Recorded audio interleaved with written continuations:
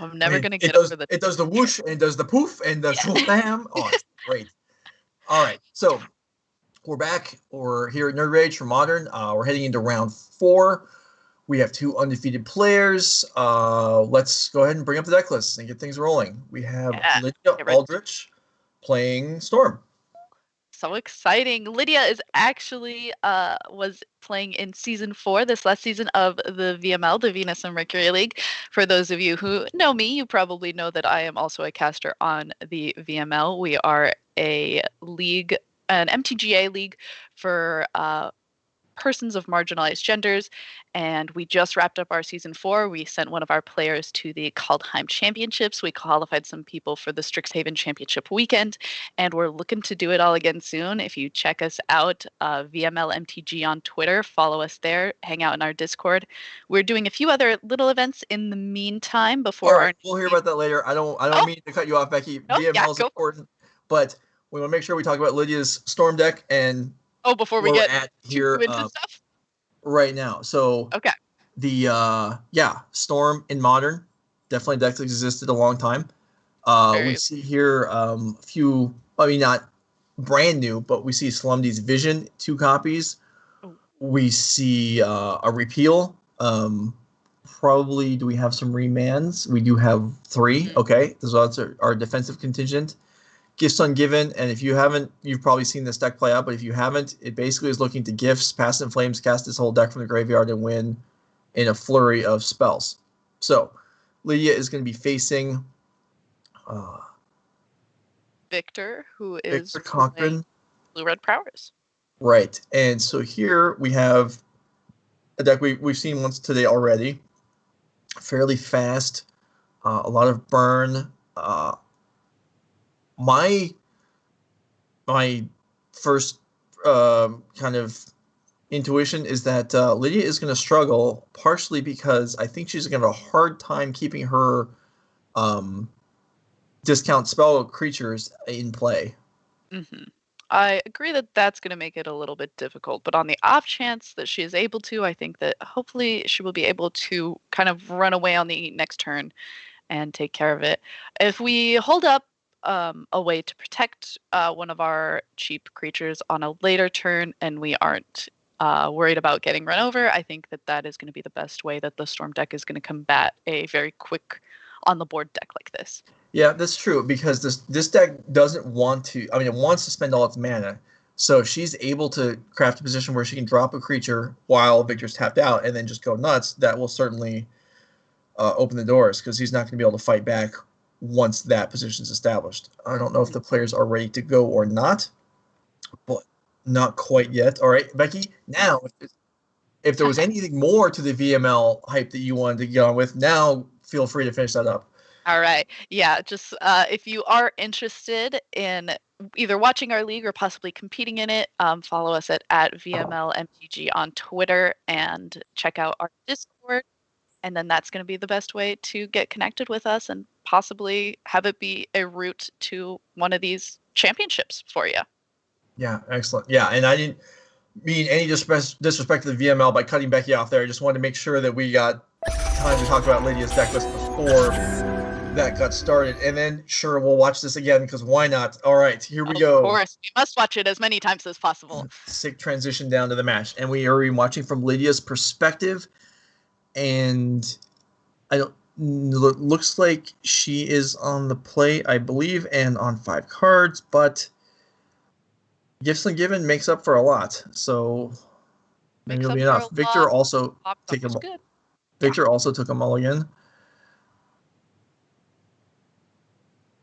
Right, starting off with a fast land for Lydia and a fetch shock from Victor and good old Swift Spear. Yeah, any creature really would do here. It's just a matter of wanting to be on the board quickly. Lydia's just going to be looking to get to I mean, not in every scenario is Storm probably willing to ritual out Gifts Ungiven, but I think here we probably do. Okay, so certainly she had the option of dropping the Baral this turn, But like we talked about, Baral might not be safe sitting on the board, and she identifies that and chooses to hold on to it and just try and develop her mana by using the opt. Mm-hmm. Yeah, I think that this is the safer option. Again, we did just talk about it. And if we are going to have the explosive turns that you expect Storm to have, you do kind of need to protect your creatures that make your spells cheaper. So holding off on playing this Baral, I think, is the certainly smarter play to be doing. We're taking a bit of a beating, but another land would have been really nice here. This is a bit of a shame, and it looks like we're going to have to throw Baral out there so that we hopefully don't get taken down by a really explosive turn by the Is It Prowess deck.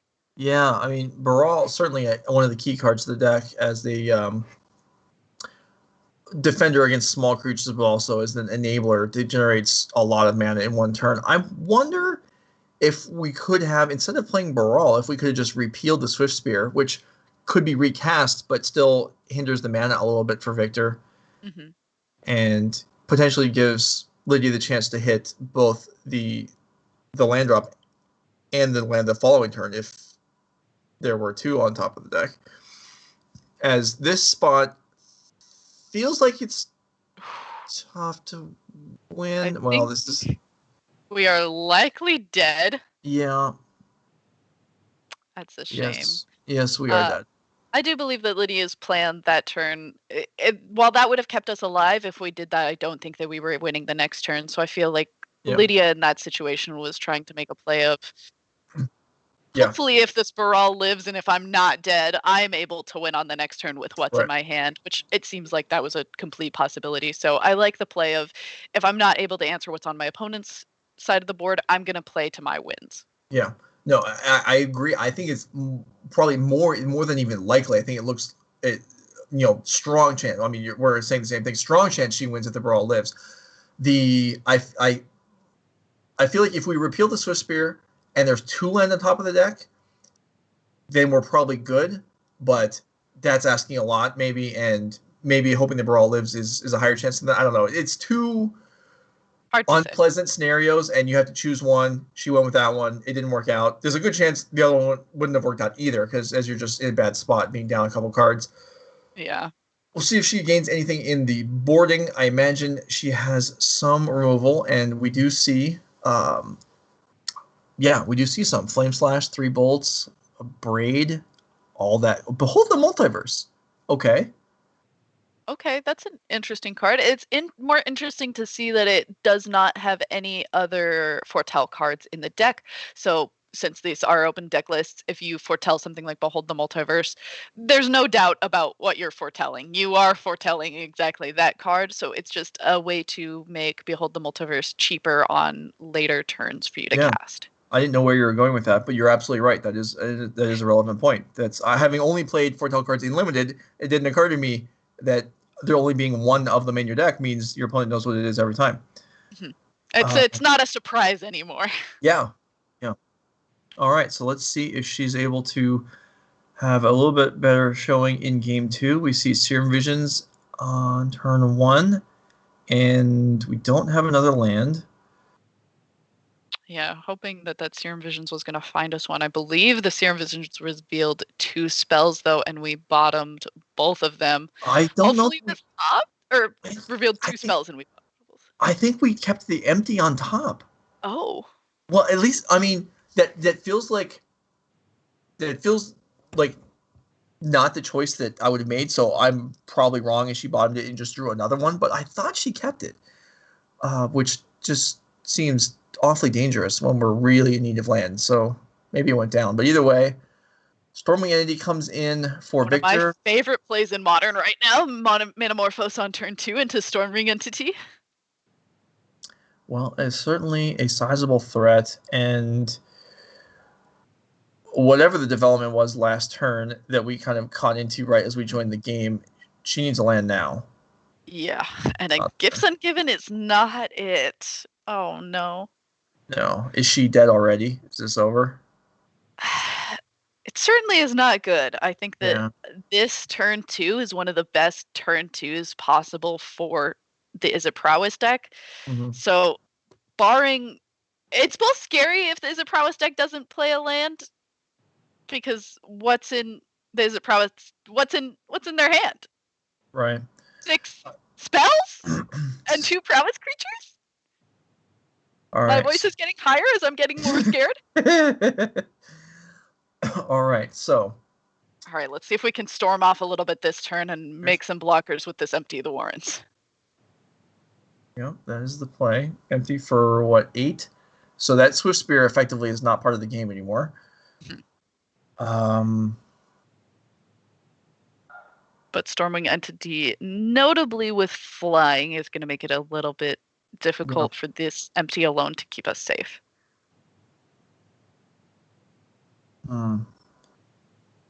So, yeah, her next turn doesn't look great either. Mm-hmm. We just need more stuff. Mm-hmm. Yeah, it feels really bad to have used all of our rituals on that turn. But also we can't take the potential of a big hit that has to exist in the hand of Victor based on not playing a land, keeping that many spells in hand. No, I don't disagree at all with her decision to ramp out and play the Empty. I think that had to happen. I'm just trying to visualize what I think the best draw. Like I'm thinking if we draw Manamorphose, we can go Baral into pieces, but I don't know if even that's good enough. Mm-hmm. Maybe if Victor's out of free spells, a Lightning Bolt is the best draw for Lydia. Mm. That's certainly. There's one Lavatar in the yard. Yeah, I mean, I like I mean, these tokens. I mean, Victor is at 14, but I don't think these tokens are gonna. Well. Yeah, maybe there is potential that we. If Lydia's single blocked, attacked for 7, take Baral. Yeah, I don't know. It's hard to say. Yeah, getting the Swisher off the board, certainly that's nice. But if the Stormwing Entity isn't dealt with, then it's not going to amount to much. However, getting that Lava Dart out of the graveyard, if a Lightning Bolt is drawn, now the Stormwing's more likely to die. Ugh. Oh. Yeah, that was just. It's one of those situations where you watch a decent amount of unfortunate draws and unfortunate ways that hands play out, and that's just Magic sometimes. I think we all play this game with the understanding that sometimes we don't draw exactly what we need, and sometimes we do draw exactly what we need, and it wins us the game, and that just wasn't one of those scenarios. Yeah, Victor up to 4-0, and Lydia falls to 3-1, still absolutely in contention for everything. Very in it. But just, I mean, we're on 7 there as an opener, 1 land, 2 cantrips, and like Serum Visions and an Opt, the combination of the two, you're looking at a handful of cards and coming up short. And that, you're right, like sometimes that's going to happen. Mm-hmm. Sometimes you just, all right, we do have a backup bunch ready to go. I have no information on who's playing, so let's go down there and hopefully the ID. It'll be a surprise to both of us. It is. Okay, it is. We do have. But I do believe it is Ethan King and Caleb Yetman based on their in-game MTGO names. That part seems to be correct. However, their game score is not correct. Okay. Maybe the game score could be correct, but yeah. So game score, don't rely on that, but everything else is probably good. And we have, Jund Shadow versus Amulet. Ooh, this is an interesting matchup. And we are playing Death Shadow 2.0 in Scourge of the Skyclaves. Yeah, and it is bigger than the Primeval Titan. Although Primeval Titan's strength is, if it's possible to even say this, is not in the body, even though it's large. It's that it does so much. Second Radiant, or second Radiant Fountain. There's not every that actually shrinks the Scourge, which is nice. I don't know how common it is. Certainly, there are Amulet decks that only have 1 Radiant Fountain, but we see 2 here. Although maybe there's a second one in the board, and you brought it in to combat Scourge. That's possible, I guess. No attack. Or are we in between? Yeah, no attack with Primeval Titan. So the Taking lands one that with the pain land at the end step. yeah, the lands that Ethan can search up, he determines are of less value at the moment than the actual Titan itself. An interesting decision to choose the potential to block also. I guess with decks like this, you kind of have to respect the potential of like a Temur Battle Rage or something, just like ending the game rather quickly. Yeah, definitely. And there's a whole lot going on here. Let's see.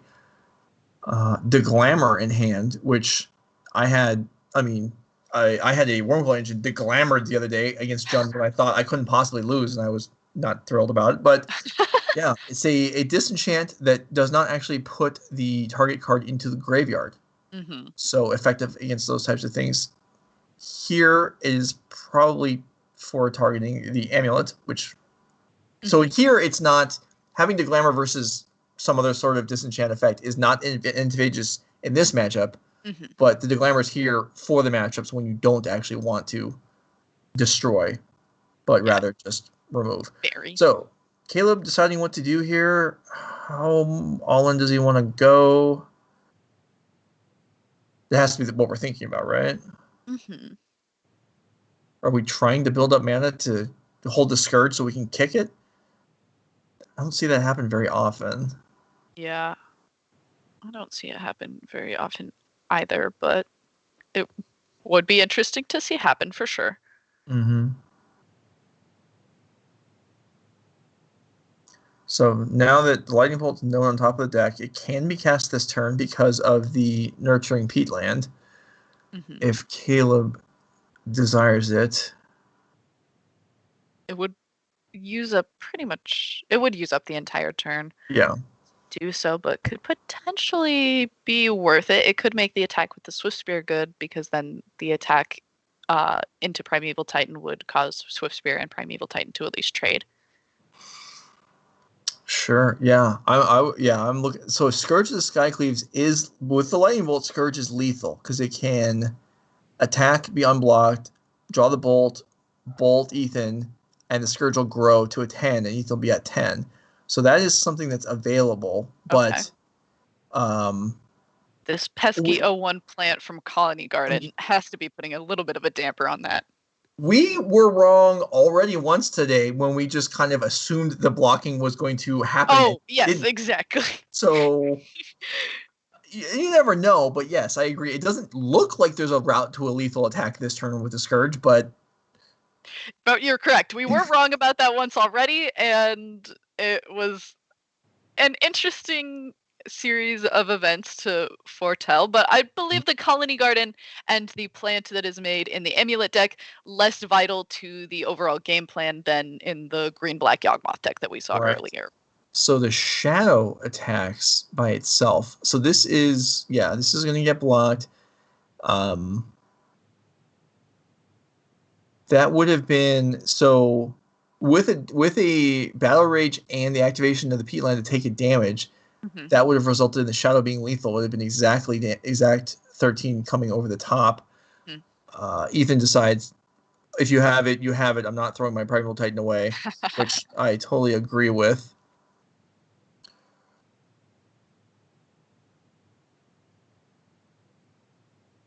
Interesting to see the Primeval Titan still. Oh, now it's coming in. All right. We just needed to wait to go to combat. My bad. We'll see what this Primeval Titan is able to pull up out of the deck. So obviously there's going to be a number of options. A bounce lander for a Radiant Fountain and recasting it would mean that if the Scourge blocks, then I believe it would die after killing the Titan.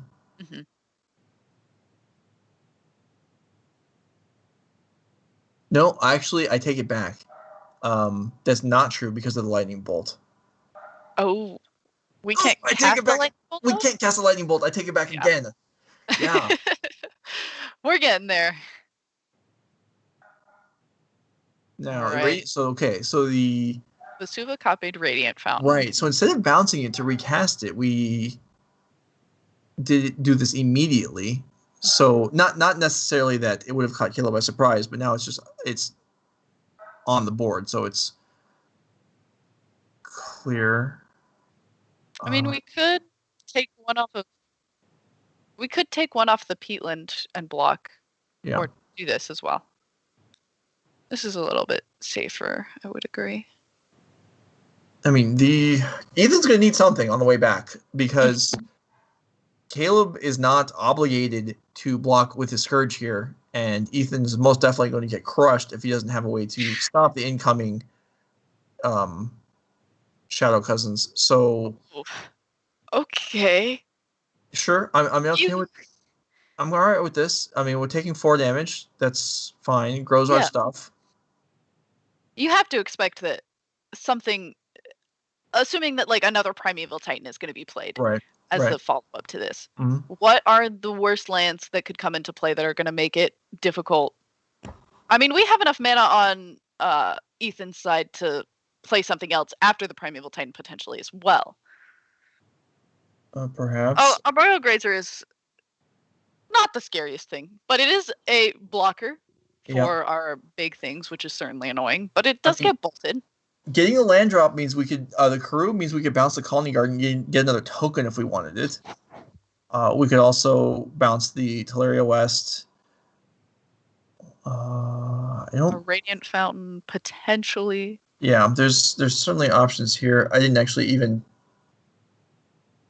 the Teleria West, that is what bounced. So if we have... Ethan can fetch up a blue source here. Is there mana for...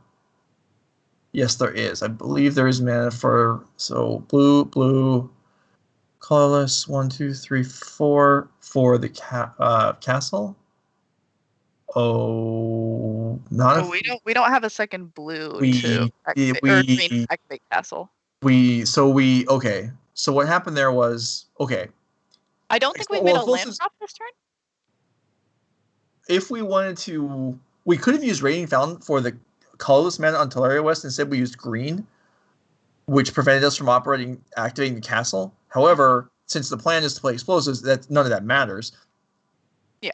And the explosives can wipe out the Scourge, and things are okay. Royal Grazer can block the Death Shadow, and I think we're it's a very different turn than we imagined would happen. But this is we imagined it was another Primeval Titan. This totally works. I imagined it to be another Primeval Titan. Oh, okay. Interesting to do this to force it now. Yeah. I feel like I personally would have held on to this, assuming that that was going to have to be the play no matter what. Right. Is in fact 10, 13. That is enough. But the extra prowess trigger is okay. Yeah. Well, the prowess trigger actually didn't need to happen. Okay. And Caleb Yetman polishes off Ethan King. Death Shadow. Why is this deck not called Death Shadow Cousins or Brothers or some Death Shadow Family? Why is it called? Yeah, the Death Shadow Family. There you go. That would be great. Anyway, despite somewhat awkward commentary as we tried to digest the lines that were being taken there, those are two very, very line-heavy decks. The amount of decisions that you have in both Amulet and Death Shadow are so many. Numerous ones that we didn't even scathe to mention. Yeah. So those would be the times where we'd probably be better off just shutting up and letting the players do their thing. But instead, it's too fun to try to figure it out yourself. Yeah. It is. We want to justify our existence here, even if we're sounding like idiots.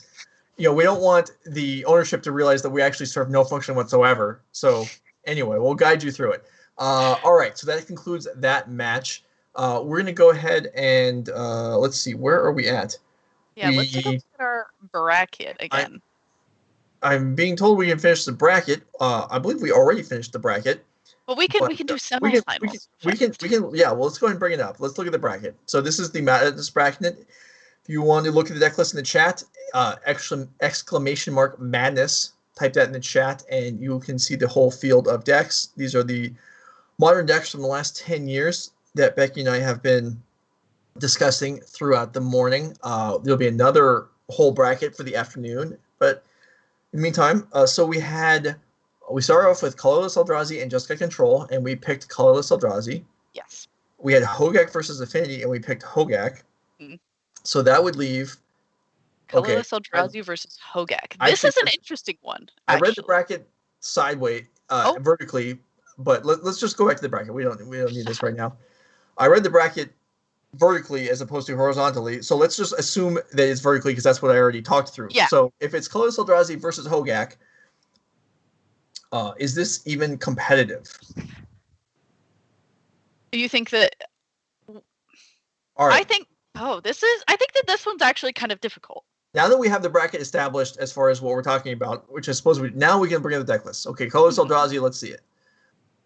All right, let's see. This is the 2016 Eldrazi Winter colorless deck with Ayavugan and Eldrazi Temple versus the Hogak deck at the height of its powers with Altered Dementia, Faithless Looting, everything. So is it weird if I want to say that it's that colorless Eldrazi is favored? Yes. You think that's weird? Yes, I think. You think that Hogak would win? Yes, I do. Okay. Even if we chalice for one. I mean, yeah, chalice for one, but like we're not. I guess if we had Spirit Guide, we could chalice for one on turn one. But I mean, Hogak is just so big. It is so big, but so are all the Eldrazi. I guess they're not 8/8s, but I know. You're and they have to attack on the ground. Okay, maybe I'll drop. Whoa, I'm sorry. Maybe I'll drop. My chair just entangled itself from the rest of the chair. Yeah, I don't know. I think that this matchup would be a lot closer because I initially want to say Hogak too, but I do think that like the Eldrazi Winter version of colorless Eldrazi especially just was so explosive and got off the ground so quickly. You're right. I do think that this is the potentially a lot closer of a matchup than I initially would think. You're right. Okay. And if you are chalicing for one on turn one and able to turn off a lot of the mana enablers. You're right. I'm still going with Hogak, but I'll grant you that it's competitive. All right. Let's go to. I don't know why we're looking at us. Let's go back to the bracket. We got the other side. We're doing Jund Shadow versus Wurza. All right. So we had Jund Shadow beat Tron by percentage points, fractions, minimal amounts. But then we also decided already that 4-color Wurza beats Jund every which way, and I don't think that just because you throw Death Shadow at the end of Jund that somehow makes it okay against Wurza either. Probably not, but let's take a look anyway. People are following along. They might be invested in the process. All right. We'll go through the process. Jund Death Shadow. Okay. So we're playing against Wurza. We have Temur Battle Rage. That's great. So we're not chump blocking effectively with tokens. That's something. That's true. I think that's the only way that this deck wins, though. Probably. All right. We have. I guess we also have Gore-Clan Rampagers, so we've got multiple ways to give trample. But I do think that you would need to have an explosive trample turn to have the potential to win the game against 4-color Wurza. Yeah. All right. So let's go ahead and look at the opposing deck, the 4-color Wurza deck, with. As we already established earlier, a lot of banned cards. A lot of banned cards, and just also the toolbox possibilities in Karn, in Goblin Engineer. I just think that it's got so many ways to handle pretty much anything that any other deck would ever throw at it. Then I think it comes down to, if you think Hogak's going to win, I don't think that colorless Eldrazi would ever beat Wurza. So I think if we take that one out of the mix and we threw Hogak up against 4-color Wurza, do you think 4-color Wurza wins against Hogak? Maybe. I think Ensnaring Bridge almost single-handedly makes it in the favor of Wurza. You can still get decked unless you have Oko to shut off the Amulet. But yeah, it's...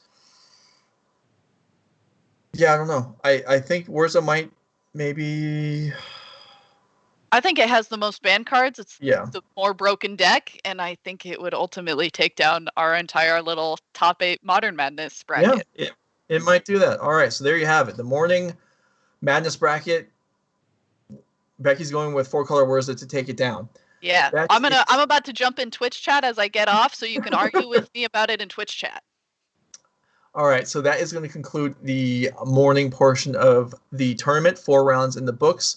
We've got 3 more rounds of Swiss plus the top 8 following throughout the rest of the day. That is going to conclude Beky's portion of the broadcast. Thanks for being with us. I got to say, though, I am disappointed. I mean, that I didn't understand enigmatic incarnation. I lost 30 pounds. You didn't notice it. You didn't acknowledge it. That's okay. And I'm just telling you, if you couldn't lose 30 pounds without dying probably, but if you gained 30 pounds, I would do you the honor of pointing it out. I hope so. I'm that nice of a guy, but no favors. Congratulations, Joe. Yeah, thanks. Yeah, you didn't have any idea. That's okay. I look the same. I was carrying enough extra that losing 30 didn't actually make a difference, unfortunately for me. Anyway, Beky. Big deal. Congratulations. Thanks thank for you for having me. And we're going to be stepping away for a few minutes. We'll swap out commentators, and we'll be back with you for round 5 in a few minutes.